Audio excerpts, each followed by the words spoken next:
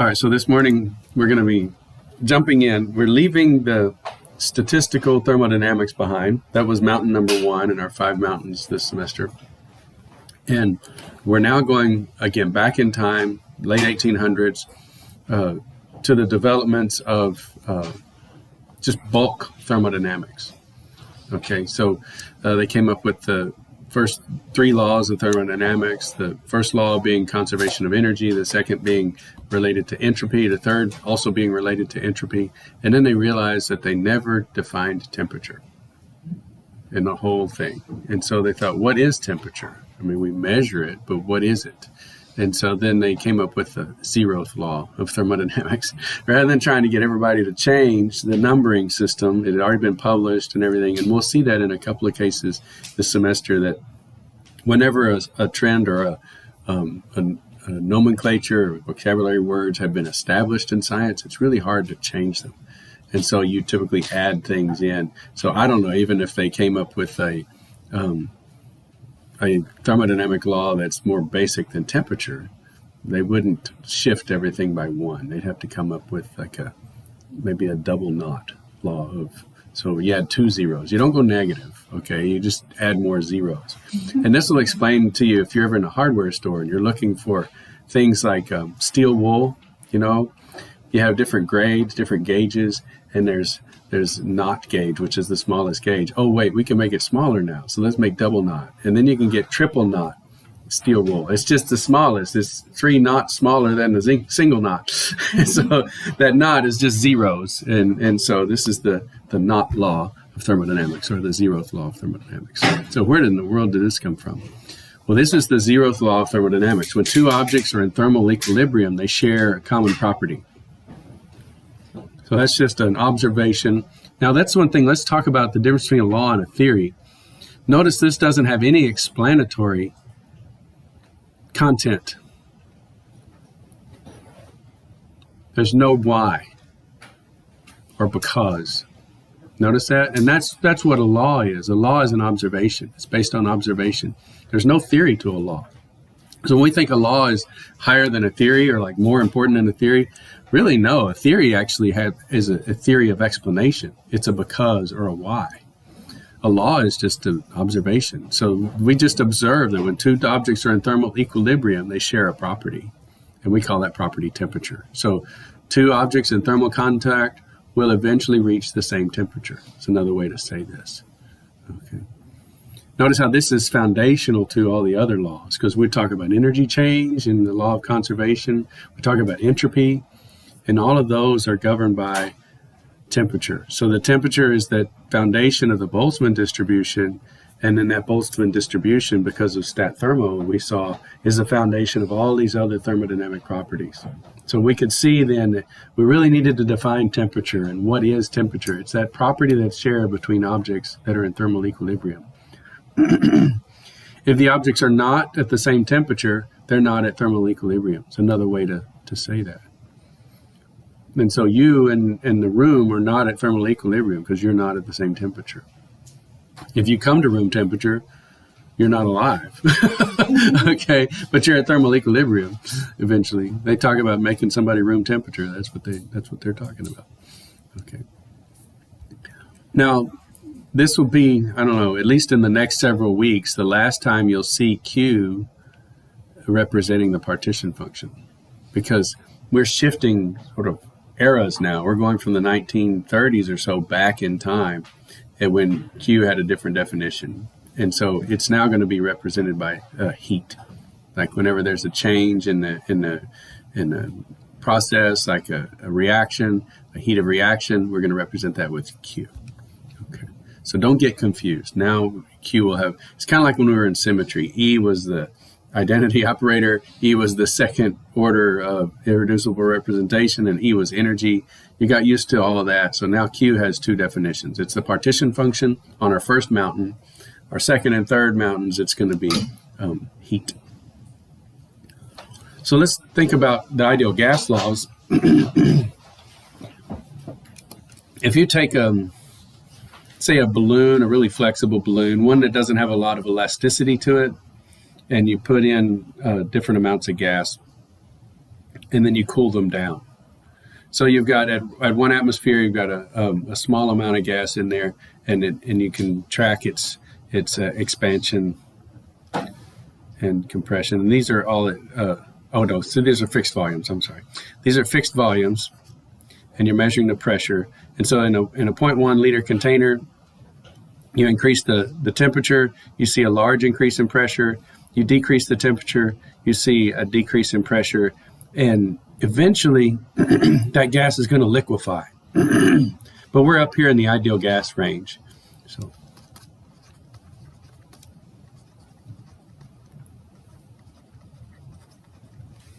what do we mean by ideal gas range? Do you remember what the translational partition function was in terms of, not translational, the translational energy? It was just on this past exam for argon. Where in that equation was the identity of the particle? It was just 3/2 nRT. There was no mass. There was no, atomic number or anything. It didn't matter at all what the particle was. So at the high temperature region, and for translation, we're almost always in the high temperature region. We have no quantum effects. We have nothing that identifies the type of particle it is. So that's one of the definitions of the ideal gas, is when the identity of the particle doesn't matter, right? So the particles may have slightly different volumes, slightly different intermolecular attractions. You got a big floppy argon, or really like a bullet for a helium atom. Up at that high temperature range, and then for those gases at room temperature, you're in the ideal gas range, where the identity of the particle, neon, behaves just like argon. The energy it has is 3/2 nRT. And so we're in this ideal gas range where we decrease the temperature and the pressure drops.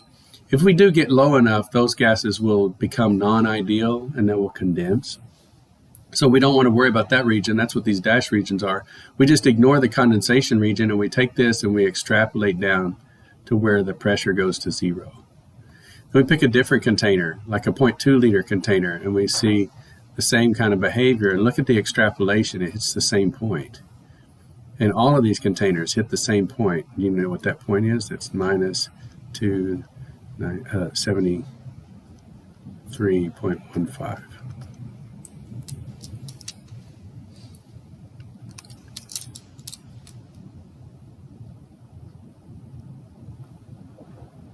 Do you recognize that?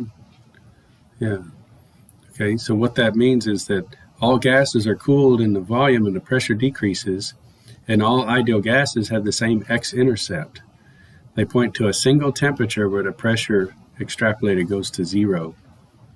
And so they decided to define this as absolute 0.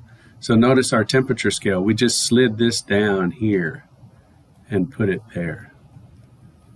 And so now this is plus 273.15 Kelvin. And they kept the same temperature width, the same increments. So the Celsius scale, also called the centigrade scale, was based on water. Did you know that? So this is freezing,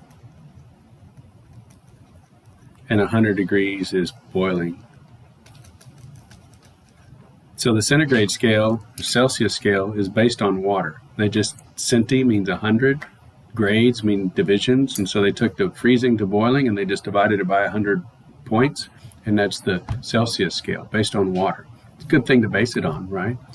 Most of our everyday environment is sort of kept in equilibrium by the oceans and water and so on, so cold is freezing and hot is boiling. But when we discovered this absolute 0 by these ideal gas extrapolations, let's just slide it down, and now all temperatures are positive. And so this is the thermodynamic temperature scale, or absolute temperature scale. So let's just to cement this home, let's do a little top hat. Y'all log in as fast as possible so we don't turn this into a career. And then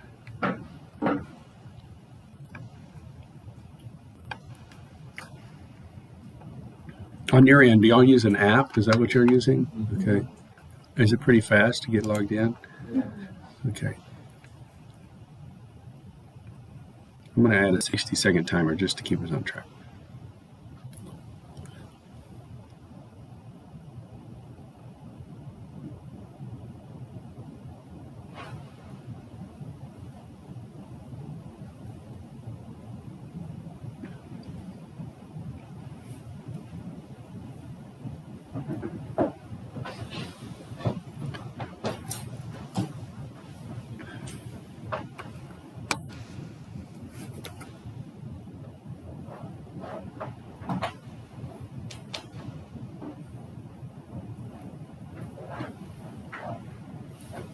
There we go. All right, so let's see what y'all think. Very good. Y'all all got it right because both of those are correct. You could pick a particular pressure and pick as the volume goes to zero. So like if you have a flexible balloon and you cool it down, the volume will shrink, and that would have an intercept down at minus 273. Or like in our particular graph, we had a fixed volume and we did the pressure as it goes to zero. I've always wanted to do that, do different things related to automobile tires, like everybody get in there and measure the amount of weight increase by the amount that touches the ground. Anyway, we might do that. We might all go get in the bed of my truck someday and measure the class weight by average, using the gas laws.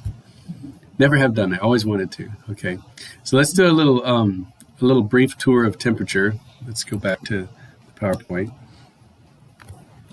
And so here we have this temperature scale. It's a logarithmic scale. Notice we're going every major tick mark is another power of 10 in terms of temperature. And so there are no negative temperatures. We can't reach absolute zero, but we can get close. And we can reach millions of degrees. It's real, I wouldn't say easy, but we've done it several times, reaching millions of degrees with nuclear detonations. Okay, that's now illegal. Darn. And but we're doing similar things with Livermore's National Ignition Facility and the Sandia Z machine. I talked about those, specifically the National Ignition Facility in the fall when we talked about lasers. So that's the thing that has the football field size laser, where the 96 beam lines or 92 beam lines go back and forth and get amplified, and then they all aim at this little deuterium target. There's so much light hitting that target that it's actually creating pressure, and it's compressing that target and trying to get fusion to occur. Okay. And then the Sandia Z machine, we'll see some graphics of that too. So let's look at this tour. Here we live here. You are here. In this region where water is liquid, but there are lots of things that we observe. I mean, we can come down, we cool it down to just below 100 Kelvin, and we can liquefy oxygen. We can cool it down almost to maybe 8 Kelvin or so, and we get helium to condense. And then this average temperature of the universe, what does that mean? Well, as we look out at the dark places of the universe, we see sort of the residual temperature of the universe, and it's just a few Kelvin, like 4 Kelvin. So that's sort of the residual temperature from the Big Bang, as it sort of was expanded out, and then expanding things cool down. So it's cooled down, and we still see here 13.8 billion years later that we're at 4 Kelvin. We were at an enormously high temperature at the beginning of the universe. Then you got to get down to 10 to the minus 4 Kelvin for a helium superfluid. The superfluid sounds crazy, right? Does anybody know what that is? Anybody know the definition of a superfluid? Okay, it has no surface tension.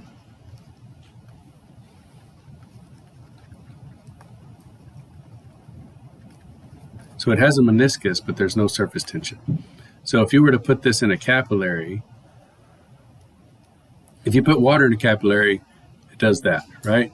So water wets the glass, so it wants to climb up the wall of the glass because it's got an attraction to the aluminum oxide.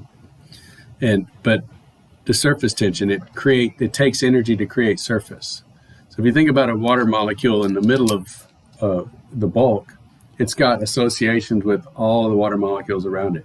you take that water molecule and put it on the surface, you've had to break the bonds that would have been above it. So it costs energy to make surface. Okay, and so water will climb up, and it will gain energy climbing the walls, but it loses energy by creating surface. And so it reaches some equilibrium where it's climbed far enough that the energy it got from climbing has been canceled out by the energy it lost from making surface. And so that's why water has that shape, that meniscus shape in glass.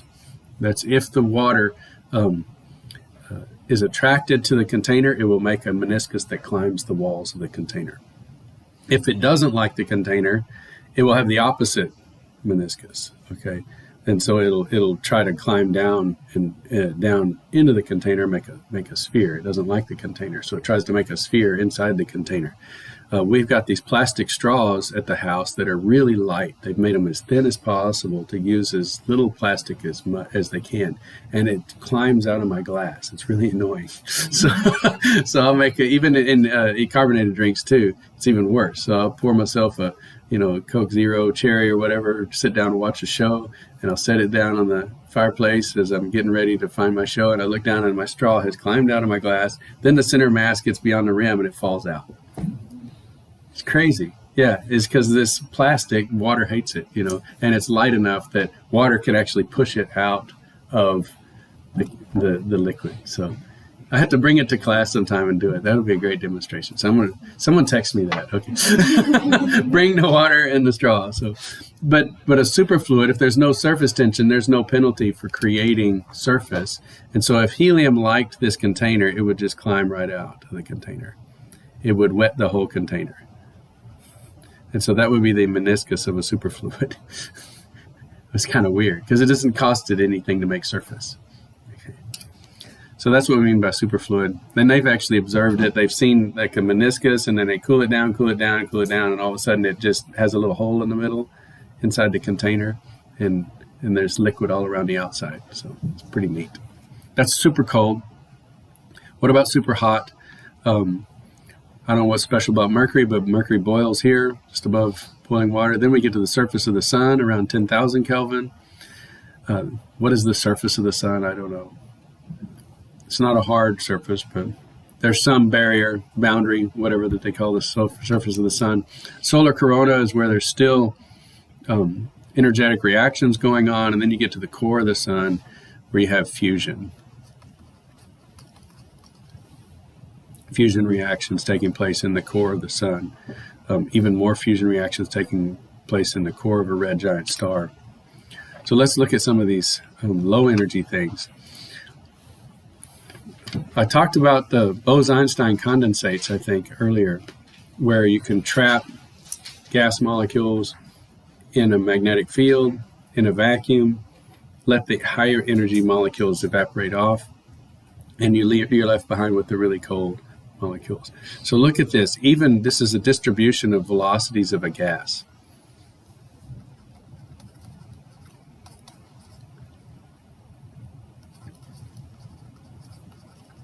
Okay, and so this is so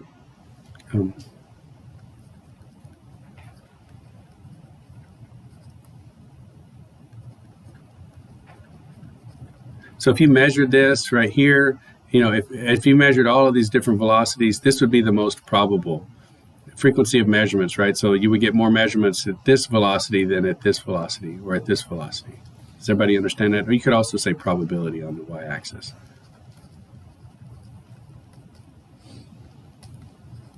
So you're most probable to have this velocity at 0 Celsius. You heat it up, then your most probable velocity is right here. Okay. So you have a lot of very hot molecules going really fast, and you have, this middle range, the most probable velocities, but every gas has molecules that are extremely cold. And so all you have to do is get enough gas molecules in the system, let the hot ones evaporate, leave behind the cold ones, and then you have a condensate. And this is, when gases expand, the hot ones leave, the cold ones are left behind. If you spray, like in the old days, we didn't have, as many options for deodorant. You had spray, like Right Guard, and there was a spray. Man, it was cold. And I was, as a kid, thought, what's up with this? Because it's not cold in the can. You spray it, and you're like, dang, that's cold. And it's refrigeration. It's the expansion of gas. The hot molecules are leaving, the cold ones are left behind, the other ones that are going straight, the hot ones are going in all directions, plus the breaking intermolecular attractions as you expand that gas, and so the temperature drops. So that energy, you're breaking that energetic thing, so something's got to give, right? If it's going to cost you energy to pull these molecules apart, you lose energy, and therefore temperature goes down. Now these bosons are the things that they like to use to do these condensates, because they can all be in the ground state essentially. And this video I showed in class. Let me just stop the recording. This class video will be in 2 parts, because I did this on YouTube one time and got a copy strike. So we'll just watch this. Let me pause this here. Maybe I can pause it. So the fellow, the JPL, Jet Propulsion Laboratory, spent 20 years, thinking about that problem. It's exactly the same question we asked a couple of weeks ago. Can we detect the quantum nature of translations? Right? We could detect rotational quantum behavior and vibrational quantum behavior. Obviously, electronic quantum behavior was the thing that they couldn't explain, which led to this quantum revolution, the hydrogen atom. The visible spectra of the hydrogen atom, which was electronic quantization. Then we saw vibrational quantization and used the harmonic oscillator to model that. And then rotational, the particle on a ring, we could obviously model rotational quantum behavior. The classical physics couldn't explain the drop-off in heat capacity at cold temperatures. And they said, well, maybe translation is quantized too. And this is the first experiment that has really shown, yes, absolutely, that translation can be quantized if we get cold enough. And so it's pretty cool. And so we see those translational quantum effects. Once you get that little gas, you turn off all of the containment fields and so on. Think about the particle in a box, energy levels. They're not equally spaced. And so you could cool it even further if you could hold that gas and you could shoot a laser that's tuned to the n equals 2 to 3 transition. And you would have those atoms. This is translational motion. And so if that atom absorbs, is in the n equals 2 energy level, it's going to absorb. The one in the n equals 1 will not absorb, because that same frequency won't excite the n equals 1 to anything. That doesn't match the 1 to 2 transition. It matches the 2 to the 3 transition.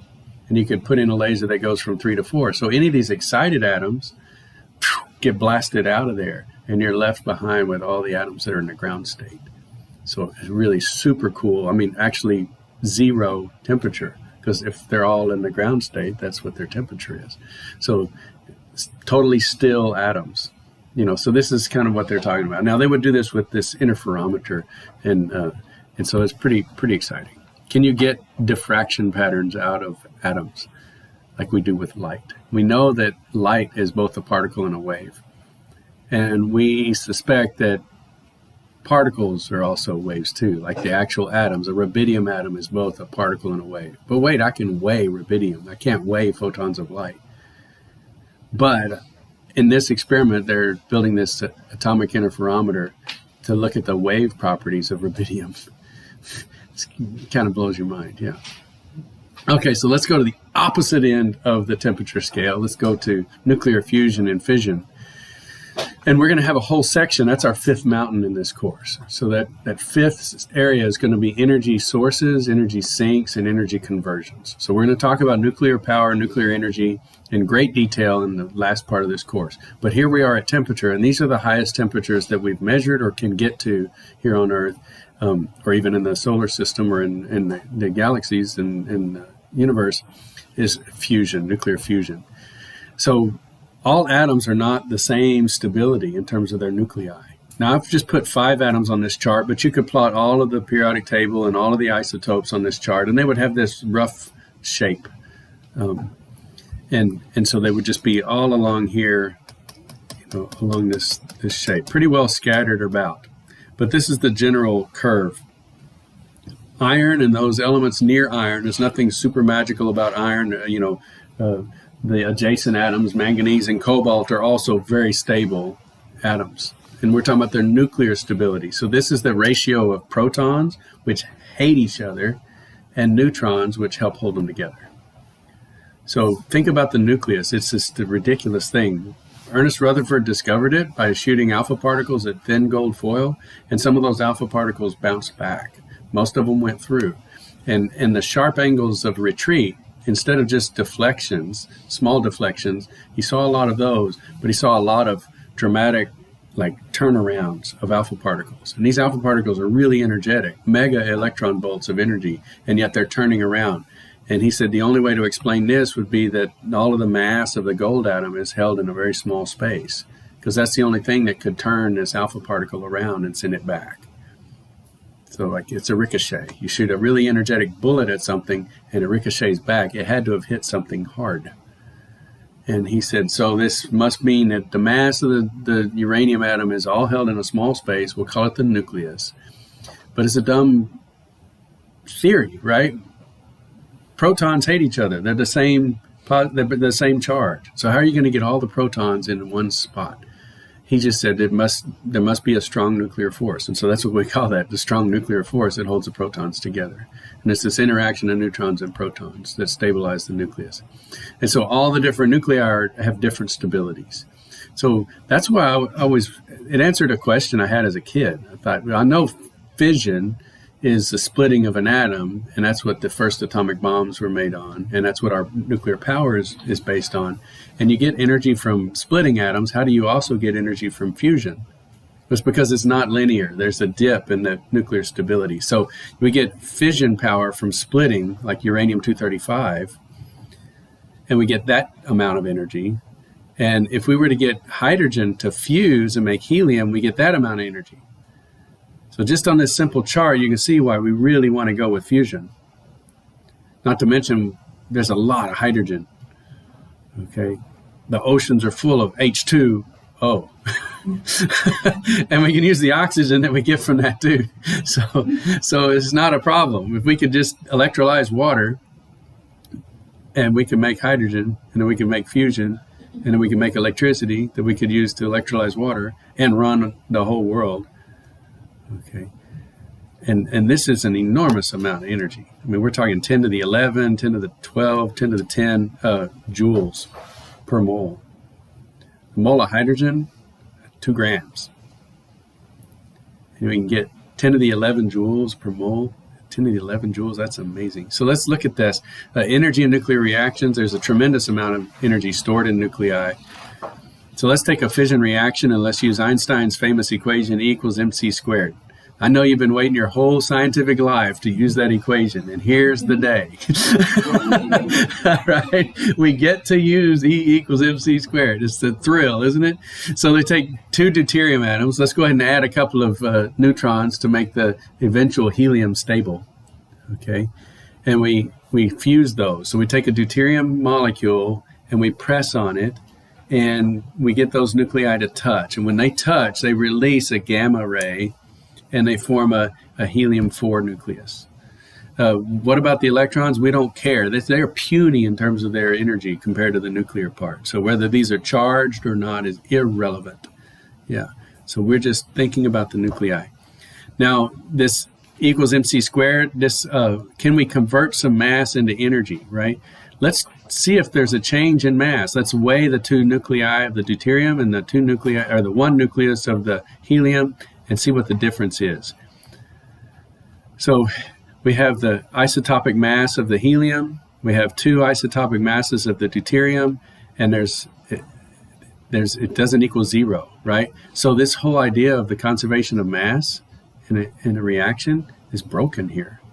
They called it the mass defect. There was a defect in these reactions. When you looked at this fusion reaction, you had some missing mass. So the products minus reactants, the products are too light. There's some mass missing. And so that's the mass we put into E equals mc squared.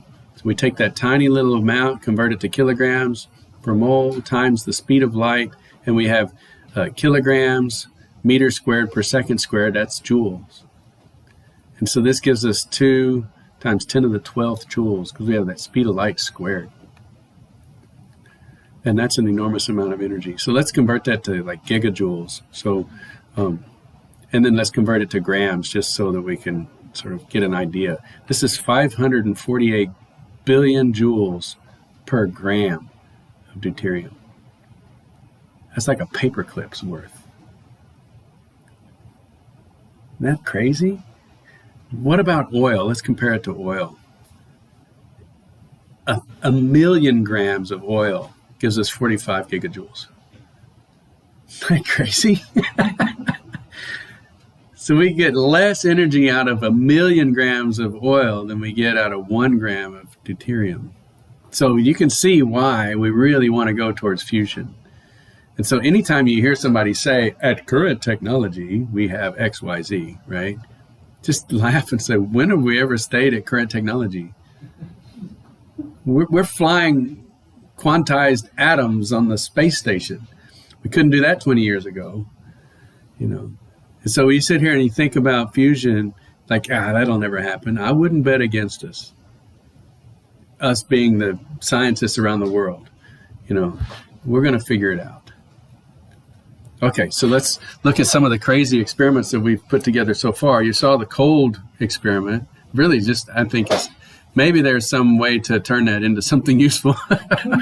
But it really is a quest for the answer to that question. Can we see quantized effects in a translational, gas, in translational motion? That's, that right there is what's driven that experiment. Okay. Now, this whole idea about gravity, detecting gravity, if you have an interferometer and it's really sensitive to gravity changes in space, that is answering also a fundamental question. If the gravity somehow ended instantaneously in the universe, would we know on planet Earth now, like immediately, or 8 minutes later? Like if the sun just lost its gravity, I don't know how it would do it, but let's say if, hypothetically, would we know now or would we know 8 minutes later? Because the speed of light from the sun takes 8 minutes for the light to reach us, but that's the speed of light. That's the distance and the speed of light. So it's 8 light minutes away. So the question is, does gravity travel at the speed of light? It's a legit question. And so, they're saying that this would help detect those kinds of things, gravity waves. Okay, so another climb towards fusion conditions is the Sandia Z machine. You see this thing that this technician is preparing. These are gold wires, and they run an enormous amount of current through these gold wires. And so if you have 2 wires and you have current going in opposite directions, okay, then there sets up a magnetic field that pinches them. And so this magnetic field with the right-hand rule, so current is going, your current is your thumb, and the right hand is the curling of the magnetic field. So it sets up a magnetic field around this current like this. This one's going the opposite direction, and so then the magnetic field's going the opposite direction. And so essentially this makes 2 magnets, one with a north and a south. And so now these magnetic fields around these gold wires cause the gold wires to be attracted to each other, and they come in slamming into each other, and they have a target in the middle. So they can put a deuterium-containing target in the middle, and if they can slam these gold atoms into the deuterium hard enough, then the transfer of mass and momentum will pinch the deuterium target and maybe create fusion. So this is one of the technologies called the Z-pinch. They pinch with this magnetic field and try to get compression enough to where we can light up fusion reactions. Now, you need a lot of current, okay? And so this is the capacitors that they have. And this is like a swimming pool sized piece of equipment at Sandia National Labs in Albuquerque. So inside here is the target. For scale, here's a ladder. You see the ladder? So you've seen a ladder. That's a man-sized object, right? You can crawl down that ladder to get into this bay down here in the bottom. So that's how big a person would be. So these are ultracapacitors, very little resistance to sending out current. They're wired into that target where the gold wires are. and the target's in the middle. Okay, and this is in a big, huge room that's watertight, and to keep the current as it flows through these wires from heating up the wires and melting them, they fill the whole thing with water. So all of this electricity is underwater, very pure water, so it doesn't conduct, okay? But it still has a breakdown voltage, and what you're seeing here, this is breakdown voltage on the surface of the water and air. So that air-water interface, just with the leaky electricity that goes into that water, it finds its way to ground. So see this ladder is at ground, all that metal is grounded, and so you see this lightning on the top of the pool, the cooling pool, when they do this experiment. And so how do they get that much electricity? They sip on the grid for a while and build up these capacitors, and then boom, they launch their target and pinch it. And they're getting up to millions of degrees, 1.6 million degrees, and they've hovered around there doing different kinds of experiments. Okay. Then we have the National Ignition Facility. We watched a video on that in the fall. We have these lasers, and they go in and they pinch that target with light. And the light's absorbed by this gold object, and then the gold, again, because it's heavy and inert, it'll slam into the deuterium target, and they're getting really close to having fusion with that. Now, at this point, they're still scientific experiments, but if they could get fusion, they could harvest the heat out of the nucleus. Okay, so we get this nuclear transformation. It produces more heat than you put in. You harvest that heat. You use some of it to regenerate the electricity needed for the next shot, and then the rest of it goes to the grid. So once you get positive energy balance, then it's feasible. Right now, they're at positive energy balance at the object. They put X amount of energy into the object, and they get X plus a small amount, okay? So they get positive energy balance at the target, but not positive energy balance for the facility. So that's the next goal, is to generate more energy than the facility consumed from the grid. That would be a revolution once we got to that point. So that's our range of temperatures. And here's the hottest things we've ever seen. This is the atomic fireball from a nuclear detonation. Here's the tower it was sitting on. And so there's only a few shots because they are spinning this mirror like at 60,000 RPMs, and they detonate the device, and you get like 4 frames, going like a few nanoseconds apart. And you can see the expansion of the fireball. Now, the expansion of the fireball is slower than the speed of light. So as it expands, it's emitting light, and light's going the speed of light. So we get 1 frame, and then it expands a little bit. We get another frame. So light's faster than the expansion. The expansion's fast, but light's faster. You can actually see the shock wave traveling down the steel guidelines, holding the tower up. And so the shock wave's going through the metal faster than it goes through air, naturally, because the atoms are closer together. And you can see that that's the evaporation of the stainless steel, or the steel wires holding up the tower. And they're just blasting apart. Those atoms are blasting apart and emitting light because they're excited. So it's pretty cool. And here's the little instrumentation building that is like sending data back to them, and it's about to get vaporized. Yeah. So there's a big joke about Los Alamos and Livermore in this competition, and Livermore had a tower, had a fizzle, had a dud, and so then Los Alamos sent a letter to the government and said, "We've got a cost-saving measure. We can use Livermore's towers when they're done with them." Normally they're evaporated, but they were like digging on, if Livermore has a fizzle, then we'll take the tower and use it. So we're out of time, but just want to make sure. Look at these last 2 or 3 slides. These are some vocabulary slides. I'll go slow again here, just so that if you have to fill them out. We're talking about heat and work and energy, and that's going to be the focus of the next few days of class. Don't try to write them down, just go to the video, okay? Good conductors are highly dense materials, and good insulators are low dense materials, and vacuum is the best. So those are the main points of those. All right.